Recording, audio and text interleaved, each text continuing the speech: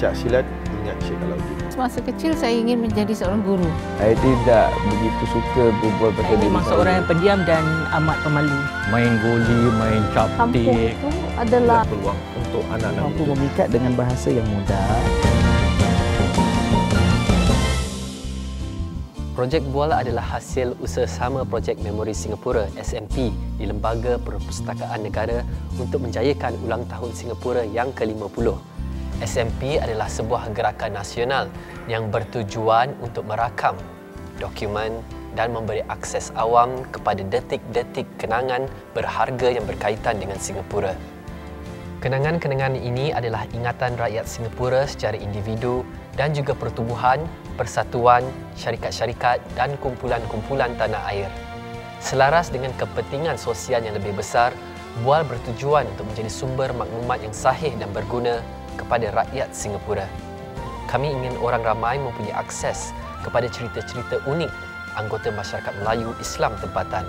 Projek Bual memaparkan kejayaan dan mengakidkan rencana daripada individu-individu Melayu Islam yang telah membuat sumbangan penting dalam pembangunan Singapura. Personaliti-personaliti dikenal pasti atas dasar kepimpinan dan kejayaan dalam bidang masing-masing. Di antara bidang-bidang yang terpilih adalah seni dan hiburan, perniagaan, bahasa dan akademik, sukan, politik dan agama. Bual berharap untuk menelusuri kehidupan sumbangan dan mendengar sudut pandang ikon-ikon ini. Projek ini bertujuan untuk memupuk kesefahaman yang lebih mendalam di kalangan masyarakat, memupuk rasa kekitaan yang lebih kukuh, di samping mendidik masyarakat tempatan mengenai perkembangan dan cabaran yang dihadapi masyarakat Melayu Islam.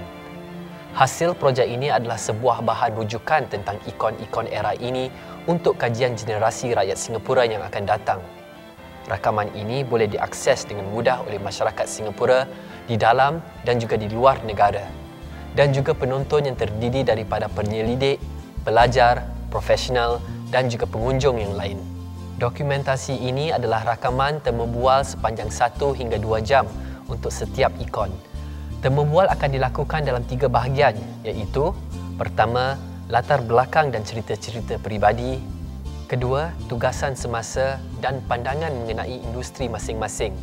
Dan akhir sekali, rancangan peribadi untuk masa depan dan pandangan masa depan tentang industri masing-masing.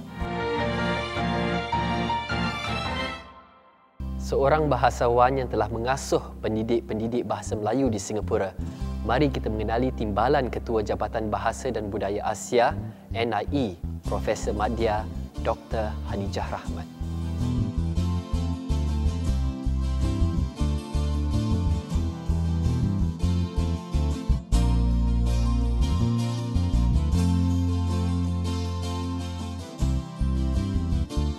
Profesor Hadijah Rahmat, terima kasih kerana bersama kami dalam Projek Bual. Soalan pertama saya, sebelum saya bernyanyikan soalan pertama saya, Profesor Hadijah Rahmat adalah satu nama besar ya dalam dunia akademik Melayu, terutama khususnya di Singapura. Apakah memang dari kecil lagi Prof bercita-cita untuk menjadi seorang Profesor Madya ataupun seorang profesor? Boleh tak berkongsi sedikit? Ya. Terima kasih kerana sudi mengundang saya untuk program Bual ini yang saya kira amat penting untuk merakamkan sejarah sosial masyarakat kita. Sebenarnya saya tidak pernah mimpikan ataupun bercita-cita untuk menjadi seorang pensyarah di universiti seperti ini. Dari kecil lagi saya berangan-angan untuk menjadi seorang doktor perubatan sebenarnya. Ya, saya rasa saya ingin berbakti pada masyarakat dan ingin menolong orang-orang susah, khususnya orang-orang yang sakit. Jadi saya rasakan khidmat yang baik itu adalah dengan menjadi seorang doktor. Jadi di mana agaknya terputusnya cita-cita untuk menjadi seorang doktor tu? Saya rasa kerana saya datang dari keluarga yang susah dan juga saya masuk ke sekolah Melayu di mana ketika itu bimbingan kerjaya bukan satu perhatian dalam sistem pendidikan sekolah Melayu ketika itu. Jadi Oleh kerana itu, cita-cita itu hanya tinggal cita-cita sahaja, digantikan dengan minat dan tumpuan dalam bidang lain. Ya.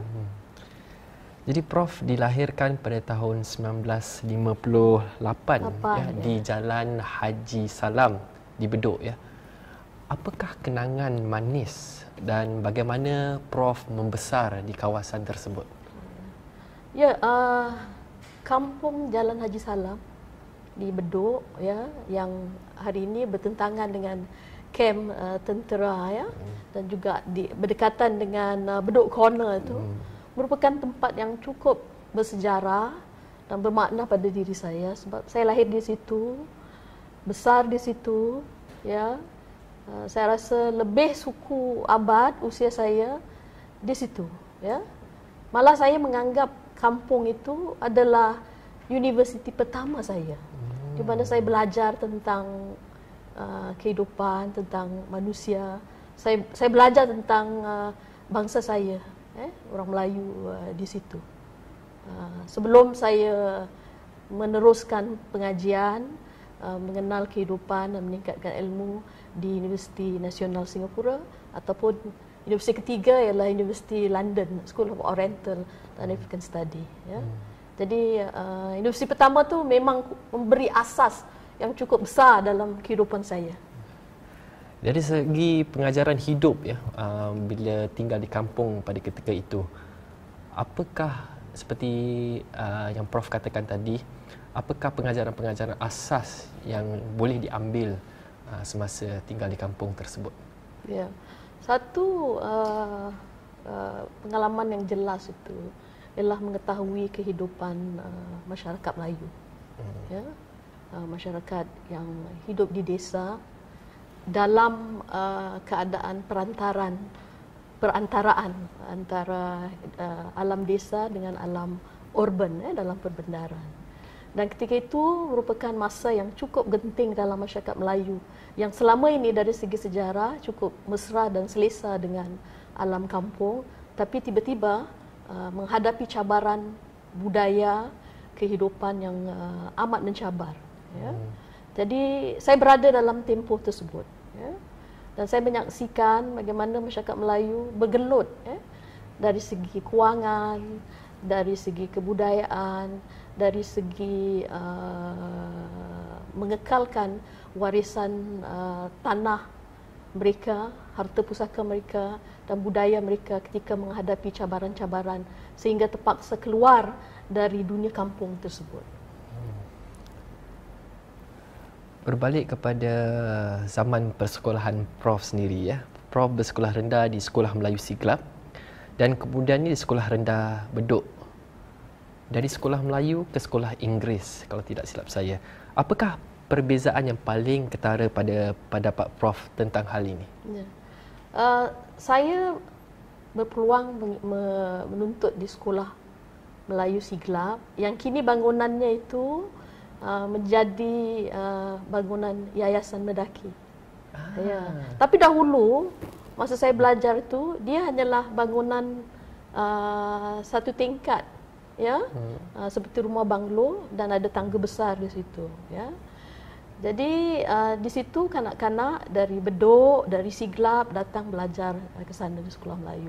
Kemudahannya amat terbatas, ya, malah perpustakaannya juga boleh dikatakan hampir tiada.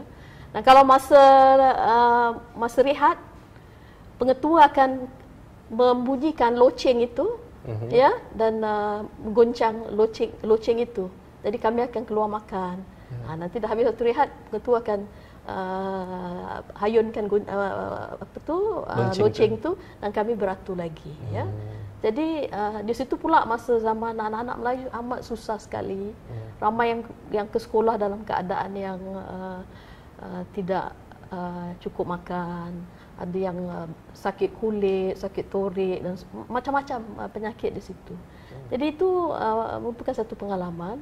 Dan sistem sekolah Melayu banyak kekurangannya ketika itu. Ya.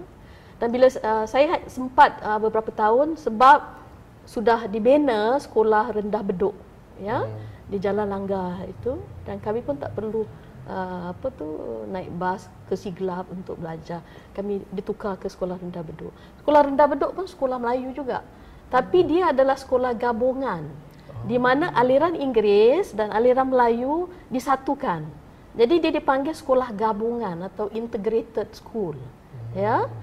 Bersama. Jadi dua-dua aliran jalan serentak masing-masing dengan sukatan pelajarannya sendirilah, ya. Kemudian setelah tamat sekolah rendah saya ke sekolah menengah maju. Juga integrated school atau sekolah gabungan. Melayu dan Inggeris sama. Jadi saya terus menerus ke sekolah aliran Melayu sehinggalah ke Maktab Rendah Kebangsaan, juga aliran Melayu. Jadi sepanjang pengajian saya yang awal sampai ke masuk universiti memang aliran Melayu. Ya. Okey, kita berbalik kepada sekolah menengah maju itu sendiri yang saya rasa kini bangunannya masih ada, tapi sekolah menengah maju itu sendiri sudah tiada, ya. Ia kemudian digabungkan dengan sekolah menengah Bodrik kalau tidak saya. Sekarang bangunan ini digunakan oleh sekolah menengah Northlight. Apa perasaan Prof, ya, bila kalau dapat diimbas kembali, ya, kenangan-kenangan masa sekolah menengah dan agak susah, ya, untuk mengaitkan kenangan-kenangan ini sedangkan nama sekolah itu sendiri sudah tiada. Ya, ya. Selepas Bedok itu pengalaman di Sekolah Menengah Maju itu selama 4 tahun. Dari tahun 1971 hingga 74. Jadi itu adalah zaman remaja saya, okey. Dan itu adalah zaman di mana saya mula membina keyakinan diri untuk aktif dalam kegiatan-kegiatan luar darjah, ya. Aktif dalam penulisan, ya. Dan minat dalam sastra tercetus semasa di sana. Ya. Di sekolah menengah ke? Di sekolah menengah. Di sekolah menengah. Sebab di sekolah menengah subjek sastra tu diajar kepada kami. Ya, jadi kami mengkaji teks-teks Masuri SN. Saya ingat buku antologi Awan Putih, kemudian drama-drama Kala Diwata dan juga Usman Awang. Jadi itu menimbulkan minat terhadap sastra. Benih cinta pada sastra itu tercetus di situ. Tambahan pula kami mendapat guru-guru yang cukup bersemangat, ya, memberi pendidikan dengan sepenuh jiwa. Antara guru-guru saya ialah Encik Sidik Sanif sendiri. Cik Sidik Sanif? Ya. Ini di sekolah menengah Darman? Di sekolah menengah, bukan, di sekolah menengah maju. Di sekolah menengah maju. Jadi beliau adalah guru darjah dan juga guru sastra saya. Ya, jadi kesannya cukup besar.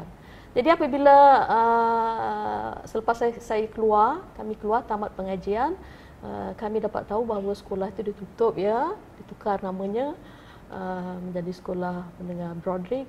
Tentu sekali kita rasa sedih lah sebab walaupun hanya pada nama, ya, nama tu cukup bermakna dan juga saya rasa maknanya tu cukup hebat lah. Selain daripada pengalaman 4 tahun yang membentuk minat, cita rasa dan persepsi saya terhadap kehidupan dengan lebih kukuh lagi. Dan itu saya rakamkan dalam buku saya juga, buku antara buku Kilat Senja. Saya masukkan satu bahagian pendidikan dan di situ saya masukkan sedikit mengenai Sekolah Menengah Maju. Jadi saya tetap merakamkan ini satu pengalaman, satu sekolah, satu institusi yang akan kekal di hati saya. Saya pasti. Sebagai seorang murid pula, Prof. Hadijah, bagaimana anda? Anda rasa anda seorang murid yang rajin, nakal ke, ataupun tekun, bagaimana? Ya, saya datang daripada keluarga susah, ya, dan sejak kecil lagi sudah membantu ibu saya menjual kuih keliling kampung, malah keluar kampung pun sampai ke kawasan pembinaan. Masa tu kamp tentera tu dibina. Jadi saya dari rumah kampung jalan keluar ke kawasan Bedok Corner untuk jual kuih dan sebagainya. Jadi pengalaman tu susah, ya. Dan kesusahan ini menjadikan saya seorang kanak-kanak yang serius. Ya, saya menganggap bahawa saya tak boleh buang masa. Saya harus membantu ibu bapa saya dan saya merasakan untuk mengatasi masalah kemiskinan hanyalah dengan Kerja belajar dan kerja keras.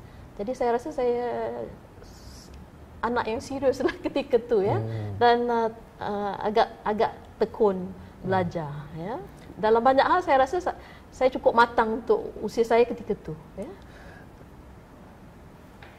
Daripada pengalaman tu sendiri, saya faham yang profesor sendiri ada seorang anak yang serius pada ketika itu.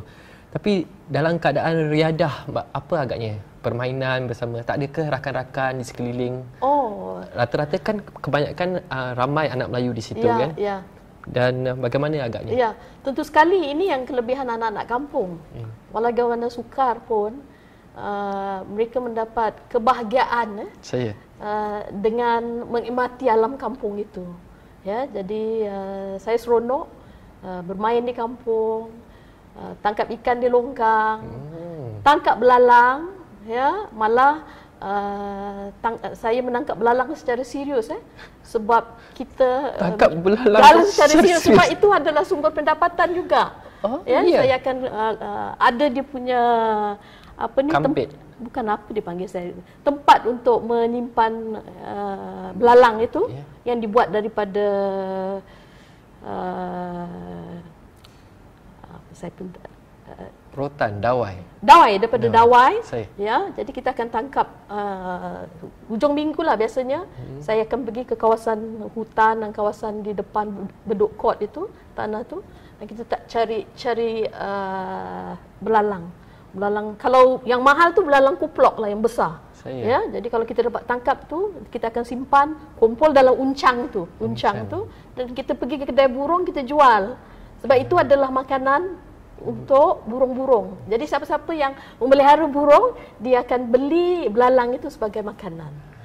Saya pernah membuat satu uncang dan belalang. Itu bila saya di Universiti Singapura, satu kali saya sedang jalan menuju ke kampus dan tiba-tiba belalang terbang. Jadi itu mengingatkan saya zaman saya menangkap belalang. Ya. Jadi itu beberapa kenangan indah lah semasa di kampung. Fakta yang amat menarik Prof. Ya. Bagaimana pula zaman remaja anda? Apakah mungkin ada perkara yang mengejutkan yang ramai rata-rata tak tahu seperti cerita belalang tadi? Kalau zaman kanak-kanak, saya lebih mesra dengan alam. Zaman remaja, saya rasa saya sudah mula minat dalam penulisan.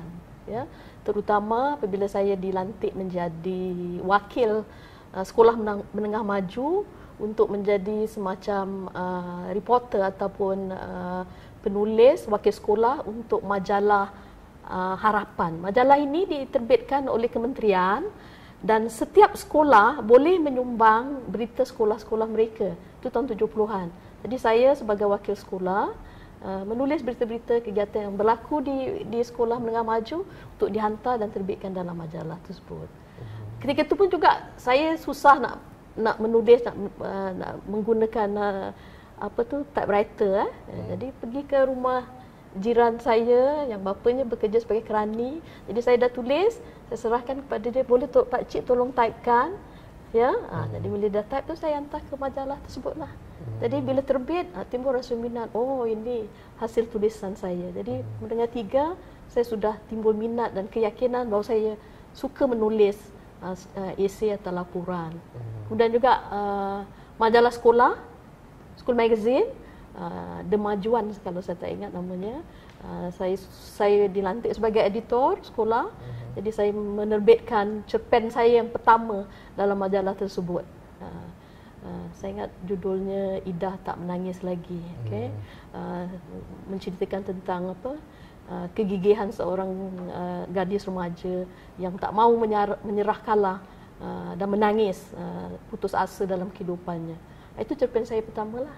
Jadi itu pengalaman remaja. Minat, cinta pada penulisan dan sastra sudah mula bertunas. Ya. Jadi zaman remaja ataupun zaman sekolah menengah tu dengan guru-guru telah pun menyokong minat ni dan sifat-sifat ni telah dipupuk sejak awal lagi Prof. Ya. Di sini dirakamkan bahawa Prof belajar di Maktab Rendah Kebangsaan sebelum ke Universiti Kebangsaan Singapura dan kemudian meraih sarjana sastra dalam pengajian Melayu pada tahun 1984. Walau bagaimanapun, Prof tidak bermula bekerja sebagai guru bahasa Melayu. Adakah ini fakta yang betul dan kenapa tidak? Ya, memang betul ya.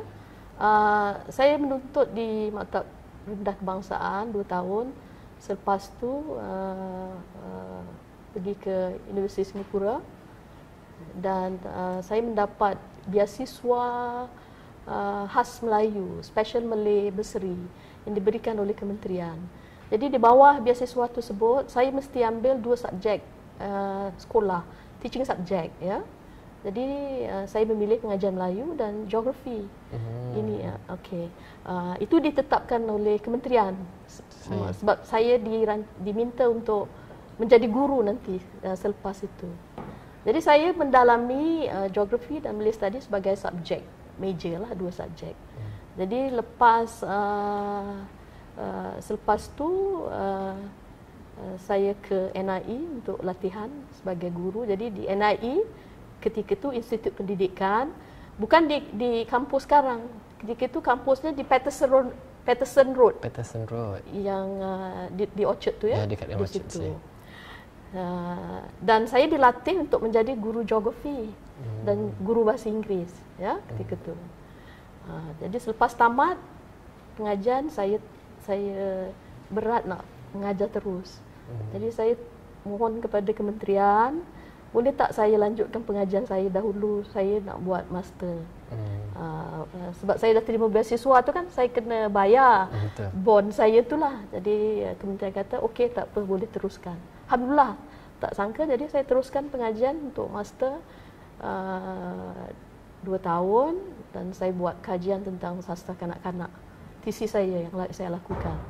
Jadi selepas pengajian saya harus balik mengajar lah untuk membayar bond balik. Dan saya pun dihantar ke sekolah menengah Cangkat Changi. 6 bulan di situ saya menjadi guru geografi dan guru bahasa Inggeris. Hati saya tak gembira lah. Sebab cinta pertama saya ialah pada bahasa Melayu. Okay. Geografi saya suka sebagai subjek yang saya pelajari. Saya lebih mengenal alam sebab saya kecil memang mesra alam. Jadi untuk sebagai satu subjek yang dipelajari, okey, tapi untuk diajar saya tak tenteram. Jadi saya tulis kepada kementerian, boleh tak saya tukar, saya nak mengajar bahasa Melayu, ya. Dan kebetulan Maktab Rendah Yishun baru dibuka tahun 86-87. Jadi saya terus ditukarkan ke Maktab Rendah Yishun. Tak apalah, jauh-jauh pun tak apa, daripada Bedok nak pergi ke Yishun. Ketika tu mana ada MRT semua belum kan. Jadi Maktab Rendah Yishun adalah kali pertama Prof mengajar bahasa Melayu dan sastra Melayu. Ya. Jadi kumpulan pertama tu ialah kumpulan Cikgu Hanisa, isteri Cikgu Sazali, yang sekarang guru yang berpengalaman di sana. Dan saya bahagia walaupun saya terpaksa keluar awal, bapa saya harus hantar dengan motor untuk saya bekerja di sana. Agak jauh ya.